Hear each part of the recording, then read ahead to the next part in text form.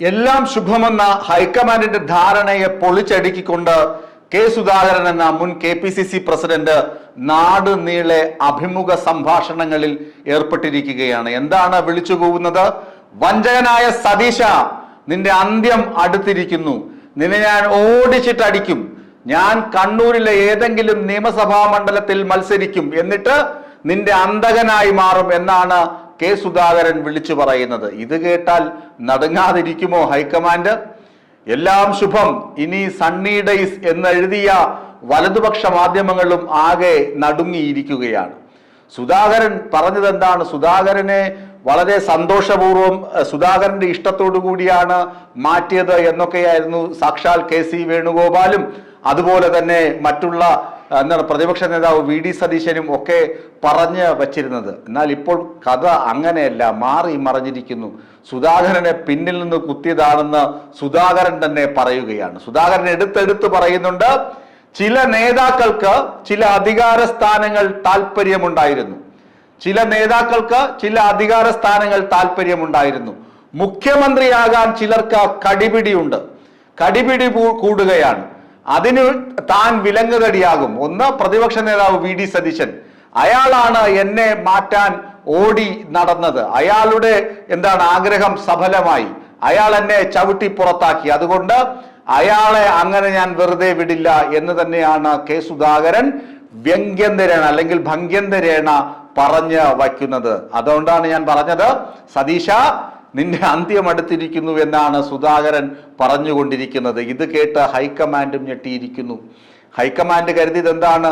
എല്ലാം സമവായത്തിലൂടെ എല്ലാം സന്തോഷകരമായി പര്യവസായിയായി കേരളത്തിൽ ശുഭകരമായി തീർന്നിരിക്കുന്നു. സുധാകരനെ മാറ്റി അവിടെ സണ്ണി ജോസഫിനെ നിയമിച്ചിരിക്കുന്നു. ഇനി അങ്ങോട്ട് വലിയ വലിയ കാര്യങ്ങൾ കേരളത്തിൽ നടക്കാൻ പോകുന്നു. തദ്ദേശ സ്വയംഭരണ തെരഞ്ഞെടുപ്പിൽ ഇടതുമുന്നണിയുടെ ആധിപത്യം, സർവാധിപത്യം തകർന്നടിഞ്ഞ് അവിടെ ത്രിവർണ പതാക അലയടിക്കും, കൈപ്പത്തി അലയടിക്കും എന്നൊക്കെയായിരുന്നു വിചാരം.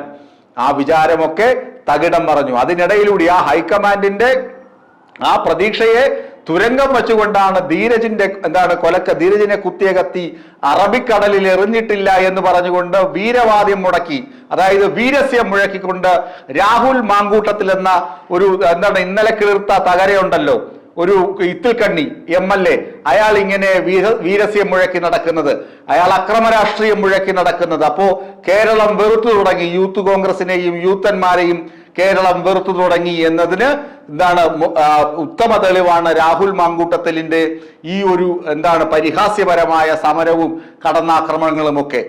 അപ്പോ സുധാകരന്റെ ഈ വെളിപ്പെടുത്തലുകൾ ഒരു പക്ഷത്ത് നിൽക്കുന്നു. അതുപോലെ തന്നെ പ്രതിപക്ഷ നേതാവിന്റെയും KC വേണുഗോപാലിന്റെയും ചരടുവലികൾ പ്രത്യക്ഷത്തിൽ തന്നെ ആളുകൾ തിരിച്ചറിഞ്ഞിരിക്കുന്നു. രാഹുൽ മാങ്കൂട്ടത്തിലും ഷാഫി പറമ്പിലും നയിക്കുന്ന വൃത്തികെട്ട അക്രമ രാഷ്ട്രീയത്തിന്റെ ഉടമകളാണ് കോൺഗ്രസ് എന്ന തിരിച്ചറിവ് ജനത്തിന് ഉണ്ടായിരിക്കുന്നു. അങ്ങനെ ചുരുക്കത്തിൽ കോൺഗ്രസിന്റെ ഇലക്ഷൻ മോഹങ്ങളൊക്കെ തകിടം മറിഞ്ഞിരിക്കുന്നു എന്ന ചിന്ത ഹൈക്കമാൻഡിന് ലഭിച്ചിരിക്കുന്നു. അതുകൊണ്ടാണ് ഞാൻ ആദ്യം പറഞ്ഞത്, ഹൈക്കമാൻഡ് കരുതിയതുപോലെ അല്ല കാര്യങ്ങൾ കേരളത്തിലെല്ലാം തകിടം മറിഞ്ഞിരിക്കുകയാണ്. അതുകൊണ്ടാണ് സുധാകരൻ പറഞ്ഞത്, VD സതീശ, നിന്റെ അന്ത്യം അടുത്തിരിക്കുന്നു. അന്ത്യം എന്ന് പറഞ്ഞാൽ ആ വാക്കിന്റെ അതുപോലുള്ള അർത്ഥമല്ല ഉദ്ദേശിക്കുന്നത്. നിന്റെ ഈ ഇംഗിതമുണ്ടല്ലോ, മുഖ്യമന്ത്രി കസേര കണ്ടിട്ട് നീ കളിച്ച കളികൾ, അതിനങ്ങനെ അങ്ങ് വിട്ടുതരില്ല ഞാനിതാ നിനക്ക് പാരയുമായി എത്തുന്നു. കണ്ണൂരിൽ ഏതെങ്കിലും ഒരു മണ്ഡലത്തിൽ ഞാൻ മത്സരിക്കും.